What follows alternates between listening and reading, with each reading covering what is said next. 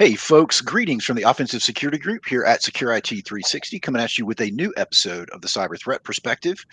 Today, you've got myself, Brad, and a special guest, Rob. Welcome to the show.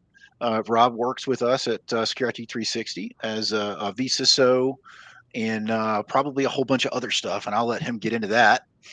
Quick admin, if you guys like what we do and you find this useful, please thumbs up, like, share, all that good stuff. Rob, you want to give us kind of the nickel tour of your background and what you do? Oh, sure. Thanks, Brad. As Brad mentioned, my name is Robert McElroy. I'm the VP of our Information Security Officer team. The Information Security Officer team, we really deal with all things related to security governance, compliance, and risk management. Um, I've been at Secure IT for over a dozen years, have a lot of certifications with a bunch of letters in them. Happy to be here. Awesome, man. One of the things that we talk about a lot on the show is how pen testing is a very minute part of the overall security program at most organizations, right? And so we focus a lot on the pen testing here on this show, but we have said several times that it is probably the least important thing organizations can do, right, if they are truly interested in understanding risk, identifying risk, and overall just making their organization better. And so today, that's kind of what we're talking about, right? We want to have a serious conversation about what risk is, how to understand it, how to address it, just kind of from a broad perspective. So I'm looking over some of the show notes that you and I have kind of put together, and I feel like the first question should be, what the heck is risk, man? Like it sounds like a really dumb question, but I really don't think it is. I think it's a little bit more than what people might think. Yeah, no, I mean it's not a dumb question. I work with a lot of clients, and risk and risk management in general is a relatively confusing, kind of convoluted topic. Hmm. I think at its highest level, a good definition for risk is really just something bad that could happen, Hmm. right? Um, Again, when I ask clients about risk management and what they do for risk management, a lot of times they like to point to other things, right? They'll point to like their incident management plan, for example, Hmm. right? And again, the big contrast there is if risk is something bad that could happen, right? Risk is in the future. Incident management would be something bad that did happen, right? It's in the past. So, it's a very kind of convoluted topic, like I said. So Yeah, and I think where at least I think a lot of confusion happens is when we start breaking risk down into individual components, and so I always have to kind of go back to the pen testing world where we talk about, hey, dude, you got a vulnerability, right? Like, as part of your vulnerability scan or your pen test, we found this thing and your website is vulnerable to this thing. And I don't think that translates well for a lot of people into, okay, so what does that mean? Right. And I think a lot of our conversations in report delivery kind of circulate around, okay, cool. You told me there's this thing, it's a CVE or whatever it is. What does that mean to my organization?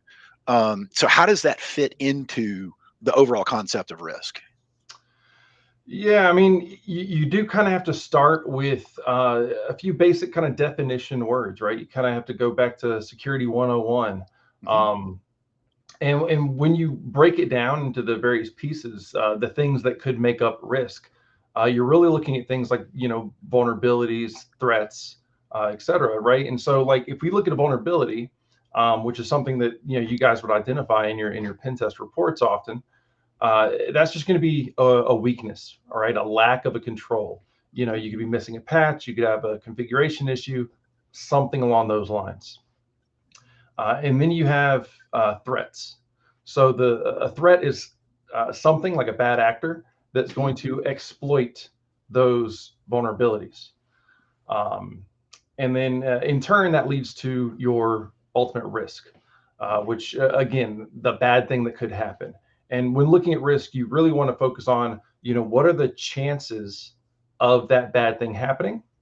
And if it does happen, how bad will that be, right? So there's actually a formula for calculating risk, and it's going to be just those two things: the likelihood of that bad thing happening, multiplied by the impact if that bad thing actually happens.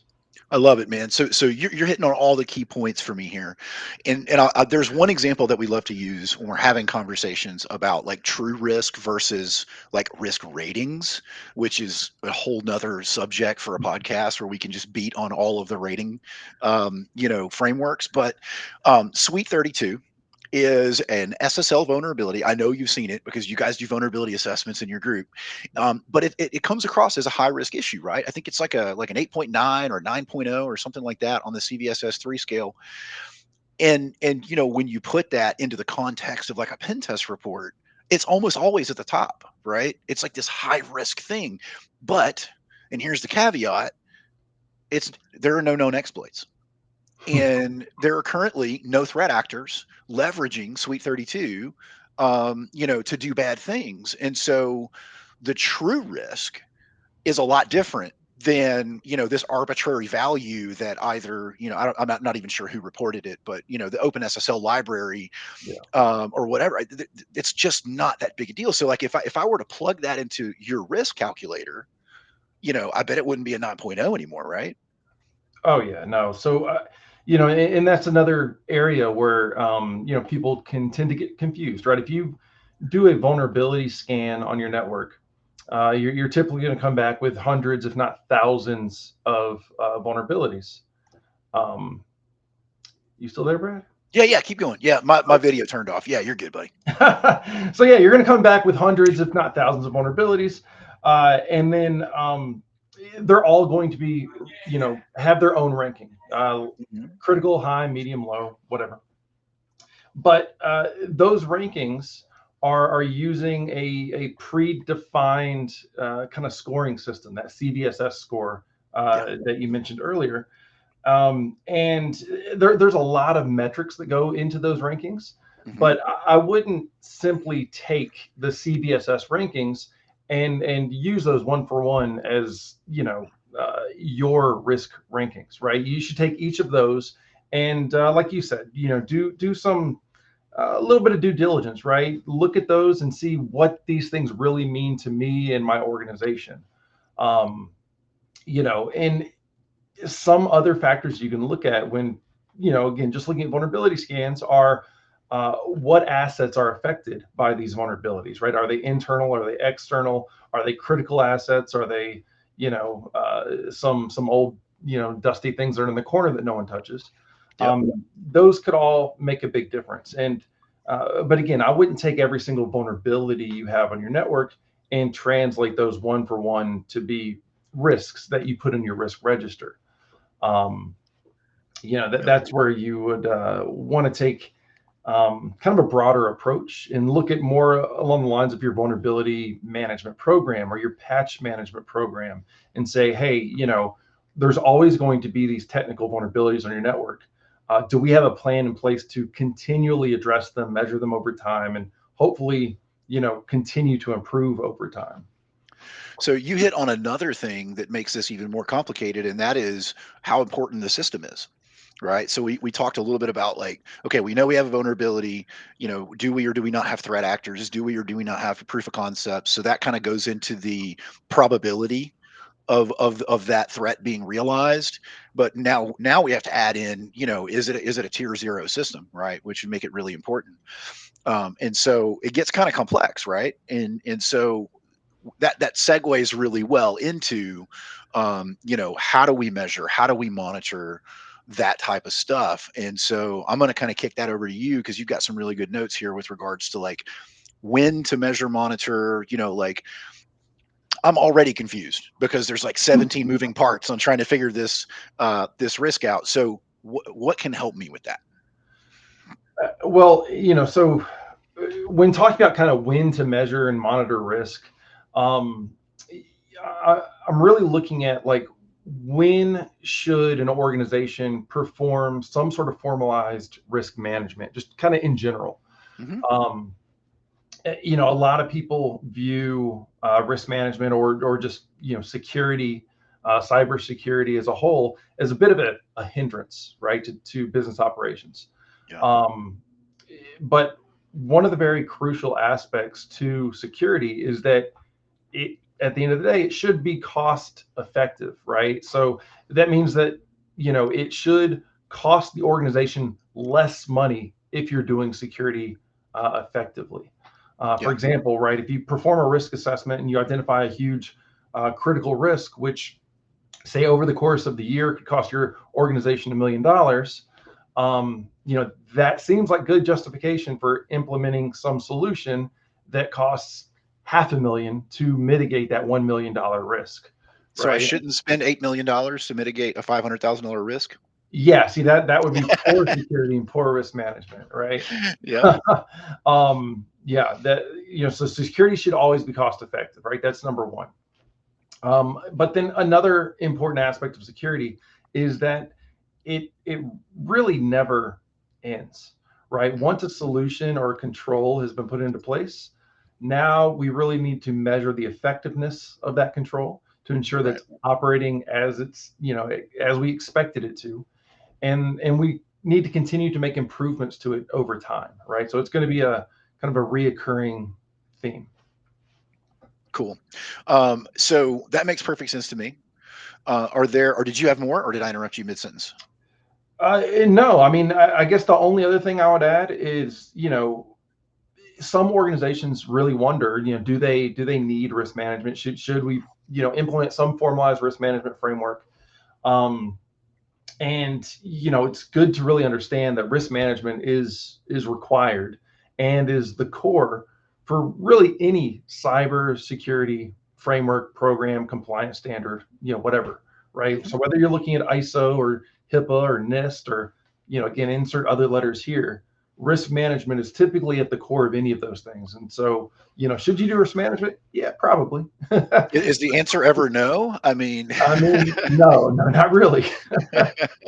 so that really, I think, justifies my statement at the very beginning of the show, right? And that is, if you do a pen test and you have no risk management program, then you don't have a path to resolution. You don't have a way to prioritize those risks, both financially, from an effort perspective, all of those things, to bring that to your risk tolerance level. Right. And so we haven't even talked about risk tolerance. That's another entirely different, more complex conversation that plays all into this. But if we were to leverage, for example, the Sweet 32 thing, that I love to pick on so much, at face value, if I'm an infosec manager and I get a pen test report, I'm like, boom, this is a high. I got to deal with this. When I plug it into my risk management framework, it suddenly becomes maybe less important than a medium risk vulnerability because of context. That's another phrase we love to use, is context matters. And so I think that kind of speaks to the need of an overall risk management strategy to include risk management frameworks, and stuff like that. So, when I put it into that workflow, that's when you start realizing how important it is, right? Because it's the path that gets you to less risk. Without it, you just have a bunch of reports and data with crap in them, and no way to go about solving problems, right? Um, so hopefully that, for the listeners, that kind of, justifies the need, and underscores the importance, right? So, I guess the next question I would have is, like, how do I do the risk thing? Like, How do you do the risk thing? It's very, very yeah, high break it level down. question, but yeah, I mean, and you were kind of dancing around it there, right? So basically, risk management is all about protecting your critical assets and protecting your organization, right? So Yeah. the first step to do the risk thing is really identifying what your critical assets are. Mhm. It's ultimately that's going to determine your overall impact to the organization, right? If something bad were to happen to those assets, um, and when you identify your critical assets, there should be some sort of valuation that is assigned to them, and that valuation doesn't necessarily have to be a dollar amount, right? It doesn't have to be a quantitative thing. It could be a qualitative valuation, right? Here's our critical assets. Here's our medium or low, whatever it is. Hmm. But either way, it's important to really understand the importance and the criticality of your assets, so that you can make decisions to ensure the proper due diligence and due care is taken against those things. So that's really step one. So wait a minute. I have a question. Does Yeah. that mean I need to know what I have? Yeah. Because like, dude, you may not be surprised, but some people would be to know that on 50% of our pen tests, we find assets the client didn't know they have, right? And they're almost and always in some sort of disrepair or disarray, which is why it shows up on the report, which is probably why it was not being handled properly in the first place, because it was not being tracked through asset management. So I said all of that to say this, right? Um, if you're not doing the building blocks, or the what we call blocking and tackling, the basics of asset management, identifying and categorizing systems based on their criticality, like all of this is for naught, right? So Right. that again goes back to that holistic view. And then you have like vulnerability scanning and pen testing and all these little minute things that are meaningless without the fundamental core building blocks, which you just hit on. And I can't stress enough, like all of this begins with knowing what the heck you've got, and integrating that into your management process. For sure. Yeah. And I mean, we like to say that, you really cannot protect what you do not know about. Love And that. so Yeah. asset management is key for all of this, right? You can have all of the most sophisticated and expensive and just dyno whopping controls in place in your organization. But if you have a handful of old computers in the corner that you completely forgot were there that are still plugged in, those could be a very big problem, right? They Yep. can pose a very big risk for your organization. Yep. Yeah. So one of my favorite stories to tell about that dude, and he's a listener of the podcast, so I hope he's listening. And but one of our clients out west, we were doing an internal pen test, and there was an old jump box that had auto login for the domain administrator. And so like it would boot up and immediately log in as domain administrator. And so and it had I think it was like team viewer, or one of those like janky remote access tools that you could gain access to the desktop. And so we're going through this process, and when we delivered the report, the dude was like, doggone it, man, I meant to turn that off before the pen test. So the dude knew it was there. But it was not integrated into, because he only ever booted the thing up when he needed to use it for for whatever admin's functions that he had. But it was not looped into their asset management, their inventory system. It was just kind of this dusty computer in the corner that had happened to have domain admin credentials on it. But yeah, we see that kind of stuff all the time, man. I'm sure it was super convenient for them It was for us. and the bad Yeah, it was guys. great. We love that kind of stuff, man. We're like, oh, Right. domain admin at 8 o'clock on Monday morning, let's go, man. Yeah.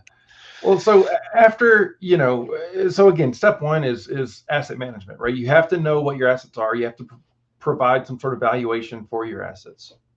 Once that's done, then you can move on to identifying threats and vulnerabilities. Yep. And there's a number of different ways that you can identify threats and vulnerabilities. We've already talked about some of them. Hmm. You can perform vulnerability scans. You can get pen tests performed. You can test your configurations of your machines against various baselines. You can compare your processes and your controls that you have in place to some well-defined security standards, right? You can have a brainstorming session with a bunch of smart people in the room and just talk about these things. So again, the list goes on and on, but there's a lot of different ways to identify the various threats and vulnerabilities that can impact all of those assets and your organization. Yep. Um, One of the things that I want to highlight here that you mentioned was process. In our experience, identifying a technical vulnerability is almost always the downstream effect of a poor process. yeah, And that poor process could be, you talked about asset management, that poor process could be patch management, that poor process could be any number of things.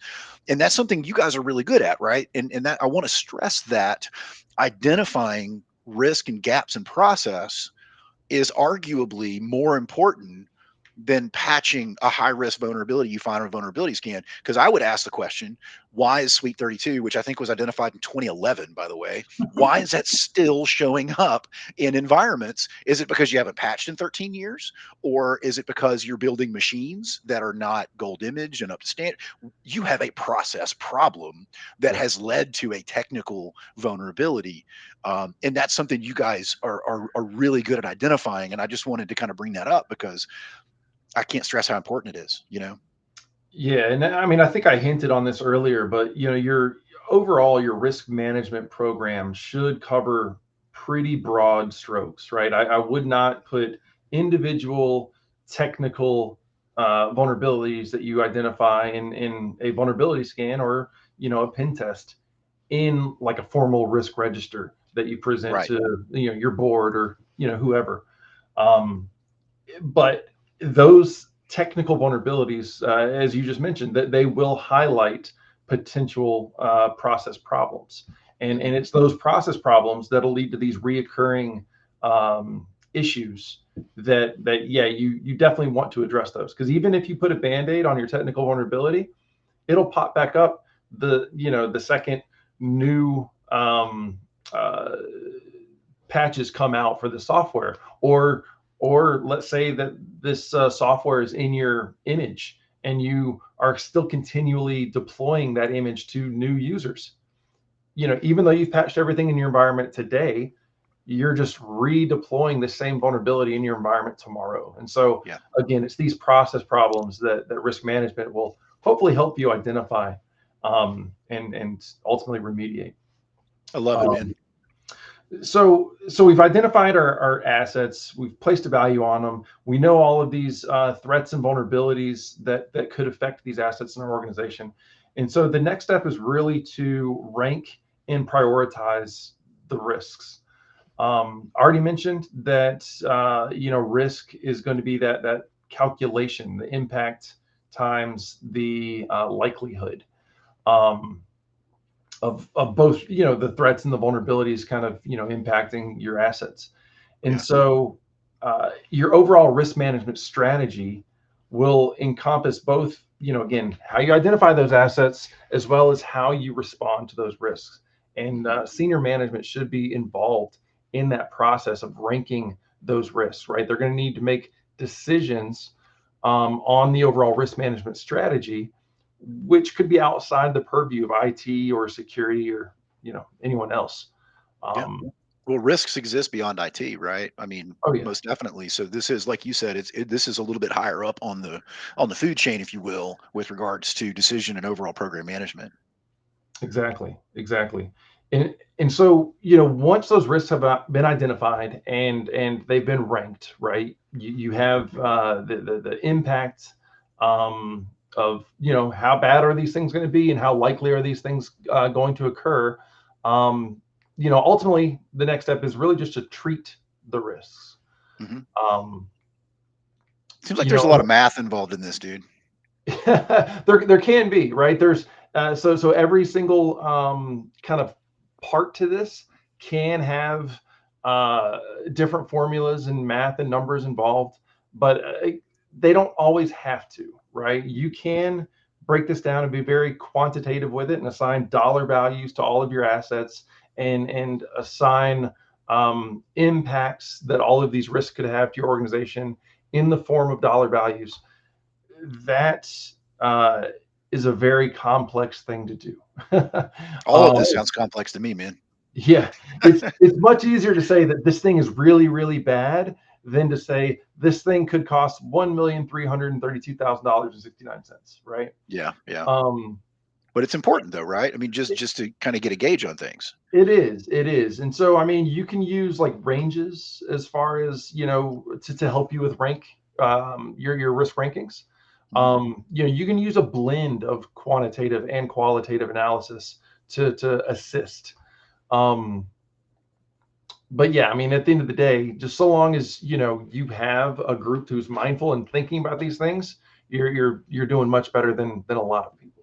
Sure. Um, Now, again, once all the risks are identified and been ranked, um, ultimately now you have to figure out how you're going to treat these risks.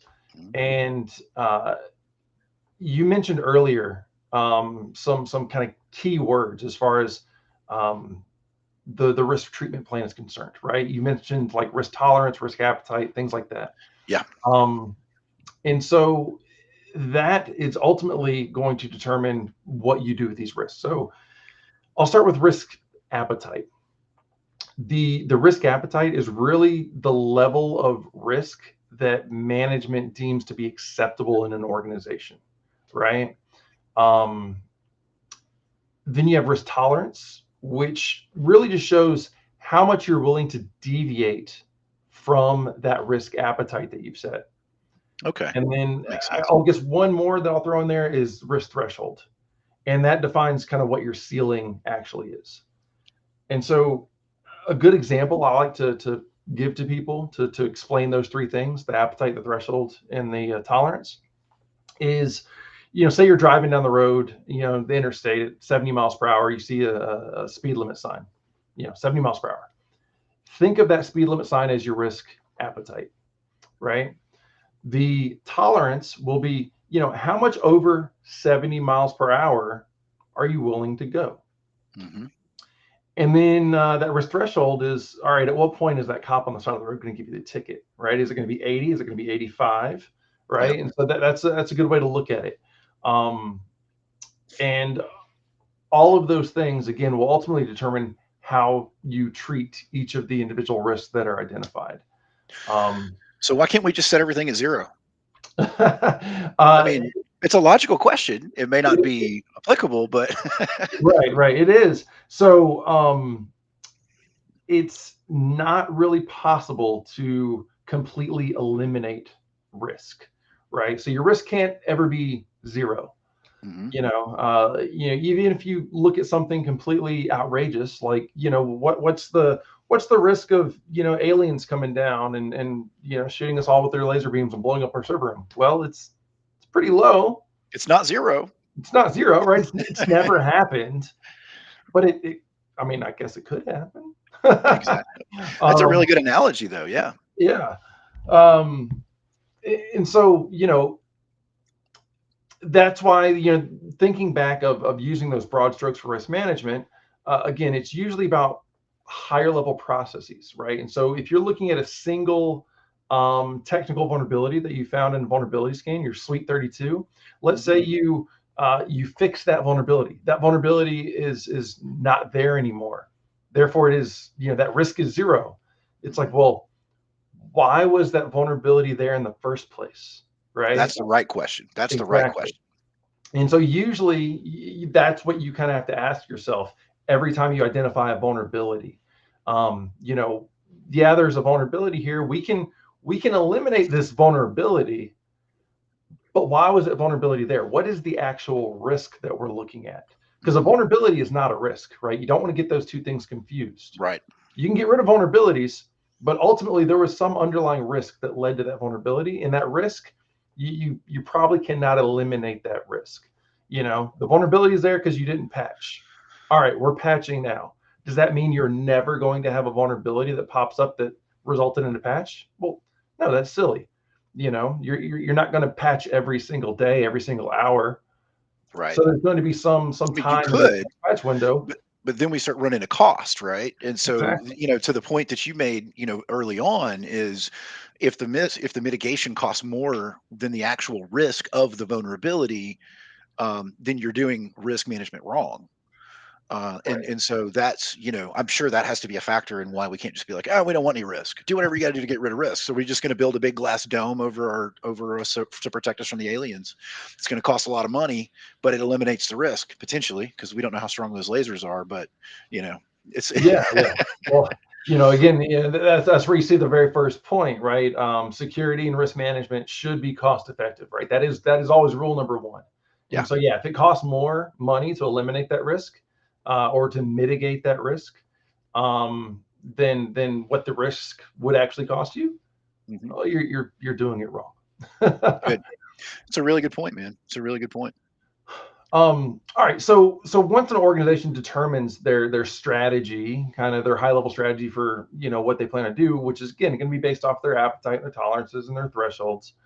Um, Now they have to try to, lower some of these risks that I identified. And there's a number of different ways they can go about doing that as well. Hmm. Um, when you treat risk, I would say the most common means for risk treatment is going to be risk mitigation, Yep. right? That's going to involve implementation of a new safeguard or control. You're going to put something in place to ultimately reduce that level of risk. I'm going to reduce the likelihood of this thing occurring, or I'm going to reduce the impact if it does occur. Either one of Hmm. those will reduce the risk. Um, that's going to be applicable for a lot of the risks which are identified. Um, Another strategy could be to transfer risk. So that's typically done if you've exceeded that risk threshold that we talked about earlier. And so it's going to be used for like high impact risks, oftentimes with a very low rate of occurrence. Um, a common form of risk transfer is going to be like insurance, Yep. right? So think of things like natural disasters. If a tornado comes and hits your server room, it's going to be a very high impact. What are the Oh yeah. chances of that happening? It's relatively low. Unless we're in So Kansas, yeah, yeah. I mean, well, even there, it's again, it's not still impossible. probably pretty low. Yeah. Yeah, Kansas is higher than a lot of other areas, but still, Hmm. it's not an everyday thing. Sure. And so you're going to get insurance to transfer some of that risk. Insurance is obviously not going to reduce the likelihood of that happening, but it'll reduce that impact on your organization if it does happen. Right. Um, Another thing you can do, another option we can take for risks that exceed that threshold is going to be risk avoidance. And so avoidance is typically performed with risks that have both a high impact and a high likelihood, Hmm. right? Insurance doesn't necessarily want to cover you if you have a high impact and a high likelihood, Right. or your rates are going to be through the roof. Mhm. But a good example of that would be, let's say your organization is going to open an office, and someone proposes a good deal on office space in a not so good part of town, Sure. right? So now the likelihood for things like break-ins and burglaries and et cetera might be high, and they obviously could cause a high impact and Hmm. other damaging problems, right? So that might be a situation that, yeah, we just want to avoid that risk, right? So we're just not going to do that thing, right? We're not going to open an office in a shady part of town, and that's going to avoid that risk altogether. Smart. I like it. And then last but not least, we have risk acceptance, right? And this is typically done for low risk items. Again, risk management should be cost effective, and so it's it's not always worth uh, it's not always worth it to implement controls, Yeah. right? For low risk items. And so some of those things, you're just going to say, hey, yeah, we're just going to take it on the chin if those risks are realized, Yeah. right? And we're just going to look at There, that. there's actually a really good example that we have going on right now in the M365 environment. It comes integrated with SharePoint in the cloud, and there is an ability to enumerate users in SharePoint that Microsoft says they're not going to fix. And so you can basically just go to this API endpoint and download effectively everybody's email addresses from an organization. The mitigation for that is to disable SharePoint, which destroys Teams and basically every cloud integrated Microsoft application, right? So we're encouraging clients to accept the risk because we've had one client actually implement the fix and it broke their entire environment. And so that's a great example of like, yeah, again, to your point, it's relatively low risk, right? I mean, email addresses aren't exactly like super secret information. Enumerating them is not ideal, but at the end of the day, we just have to assume that all of your email addresses are known to the bad guys, and you can do other controls, but you can't really do anything about that specific issue because the cost is too high. So we just accept it. Yeah. And I mean, there's a lot of different types of risk, which, again, it's perfectly fine to accept risk. That's why organizations develop various risk strategies, right? And that's why you have things like that risk tolerance and the thresholds and et cetera. Um, because as you mentioned earlier, right, we're not trying to get risk down to zero. And Hmm. so if you can't be at zero, well, how low should I get the risk? Well, you should get your risks down to an acceptable level for your organization, Hmm. right? Um, and so all of those different strategies I just talked about are the goal is really to do that. And Sure. once those risks are down to acceptable levels, uh, the one of the last steps is really to monitor and then measure over time, right? Again, it's a um, It's a non-time forever thing. thing. Yeah. Yeah. So how do Um, you measure that though? Because I think that's really my next logical question is like I'm doing all of these things. I have this risk management program. Um, but how do I know that it's effective and that it's in line with what those strategies are that we talked about earlier? yeah. So all of the steps that you took to really identify your threats and your vulnerabilities, once those things were identified, in order to lower those things, again, the most common kind of technique was to implement controls to mitigate the risk. Mhm. Once those controls have been put into place, typically after that, you would want to perform control assessments, right? Reoccurring control assessments. Um, and you want to identify uh, key performance indicators for those controls. And that's going to be some sort of metric that you can use to measure how those controls are performing over time. The I'm easiest glad you explained example. what keep it KPI was because I was looking at your notes and I was like, I have no flipping idea what that means. So I'm glad you explained. Key performance indicators is and I'll let you continue. Sorry for interrupting.